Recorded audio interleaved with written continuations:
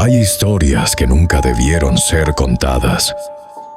Y hoy abriremos una de ellas en el libro del terror. Raúl no podía apartar la mirada del ataúd. Apenas 2 meses de matrimonio y aquel cáncer agresivo había consumido a su esposa en cuestión de semanas.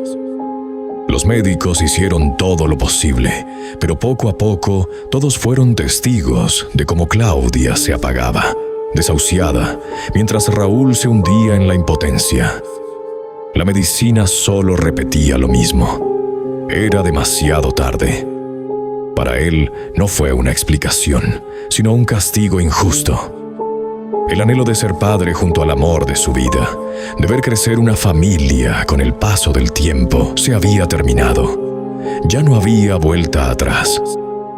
El salón funerario estaba impregnado de un olor dulzón, flores marchitas mezcladas con el humo de las velas que se consumían lentamente. Entre los asistentes, una figura se abrió paso con calma. Eduviges, vieja conocida de la familia, la bruja que había estado presente en los momentos más decisivos de su linaje. Su sombra parecía más larga que su cuerpo. Sus ojos brillaban como carbones encendidos. Raúl pensó que quizá había ido a presentar sus condolencias. Sin embargo, cuando estuvo frente a él, soltó las palabras que lo cambiarían todo. El amor no termina en la tumba. Puedes volver a verla si tú quieres. La frase cayó como veneno en el oído de Raúl. El murmullo de los asistentes se apagó en su mente. La duda lo desgarraba. ¿Era una estafadora que buscaba su fortuna, como decían los rumores? ¿O era la misma fuerza que había marcado el destino de su familia desde hacía generaciones? Eduviges no esperó respuesta inmediata. Se quedó mirándolo, fija, con la paciencia de quien sabe que la desesperación terminará por vencer cualquier resistencia. Raúl bajó la mirada hacia el ataúd, hacia el rostro inmóvil de su esposa, y sintió que el mundo se desvanecía. Finalmente, con voz quebrada, respondió: «Sí, haré lo que sea». El murmullo del salón se convirtió en un zumbido lejano, como si todo el mundo se hubiera desvanecido y solo quedaran él y la anciana. Eduviges se inclinó hacia él, sus ojos brillando con una intensidad que no pertenecía a este mundo. Su voz áspera, como el roce de piedras secas, volvió a resonar. El amor no termina en la tumba. Puedes volver a verla si tú quieres. Raúl sintió que el aire se espesaba, que las velas titilaban con un ritmo extraño. El dolor lo había dejado vulnerable, y en ese instante la idea de volver a ver a su esposa respirando, sonriendo, parecía más real que cualquier advertencia. Los asistentes que conocían los vínculos de la familia con la anciana comenzaron a cuchichear a su alrededor. La vieja lo va a embrujar, le va a quitar todo el dinero. Ya lo tiene amarrado, igual que a su padre. Raúl apretó los puños. ¿Era cierto? ¿Eduviges lo estaba manipulando para quedarse con su fortuna? ¿O realmente le ofrecía una segunda oportunidad? Eduviges, como si pudiera leer sus pensamientos, sonrió con calma. Su sombra se alargó sobre el suelo, más grande que su cuerpo, como si algo invisible la acompañara. No quiero tu dinero, Raúl. Lo que quiero es que decidas. El amor exige sacrificios. ¿Estás dispuesto a darlo todo por ella? Raúl sintió que el mundo se detenía. El ataúd frente a él parecía latir, como si la madera respirara. El dolor se mezclaba con la esperanza, y la desesperación lo empujaba hacia el abismo. Finalmente, tomó una decisión. Eduviges sonrió, como quien confirma un destino inevitable. Raúl no lo sabía aún, pero en ese instante había sellado no solo su destino, sino la continuación de una maldición que lo perseguiría por la eternidad. La noche lluviosa que caía sobre Guanajuato emitía un aura de extrañeza absoluta, como si la ciudad misma fuera cómplice de la oscuridad que acechaba. El escenario era perfecto. Raúl ya había aceptado la propuesta de Eduviges, aunque en su mente seguía resonando la duda. En la sala de su casa, las paredes parecían más estrechas. Eduviges se había encargado de preparar todo. Había trazado símbolos con ceniza y sangre seca sobre el suelo. Velas negras iluminaban la estancia con una luz temblorosa, proyectando sombras que se movían como si tuvieran vida propia. Para ese entonces ya no había marcha atrás. Raúl había hecho lo impensable. El cuerpo de su esposa reposaba sobre una mesa cubierta con un manto oscuro, mientras la anciana lo observaba y se deleitaba con su presencia. Eduviges murmuraba cánticos en alguna lengua extraña, palabras que parecían desgarrar el aire y romper el silencio. Su voz era grave, reptante, como si no saliera de su garganta, sino de algo más profundo. El ambiente se volvió pesado, el olor a carne podrida impregnó la habitación. Raúl pensó en las voces de sus familiares, en los rumores que lo perseguirían. Pero lo que vio lo dejó sin aliento. El cuerpo de su esposa comenzó a hacer lo imposible, a moverse. Primero un leve espasmo en los dedos de la mano, luego un temblor en los párpados. La piel, antes rígida, parecía humedecerse como si la vida estuviera regresando. Raúl cayó de rodillas, lágrimas corriendo por su rostro. Eduviges lo miró con una calma siniestra, su sombra alargándose sobre las paredes como un animal invisible. ¿Lo ves? No quiero tu fortuna, te devuelvo lo que amas. La joven abrió los ojos. No eran los mismos. Un brillo apagado, profundo, como si detrás de ellos se ocultara otra presencia. Su voz salió quebrada, distorsionada.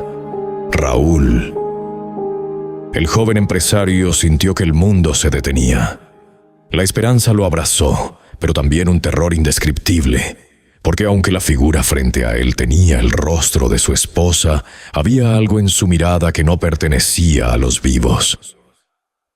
Eduviges apagó una vela y se inclinó hacia él, susurrando con un tono que parecía arrastrar siglos de maldiciones.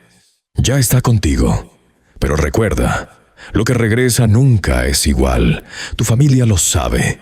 Tú eres parte de todo esto. Raúl no escuchó la advertencia.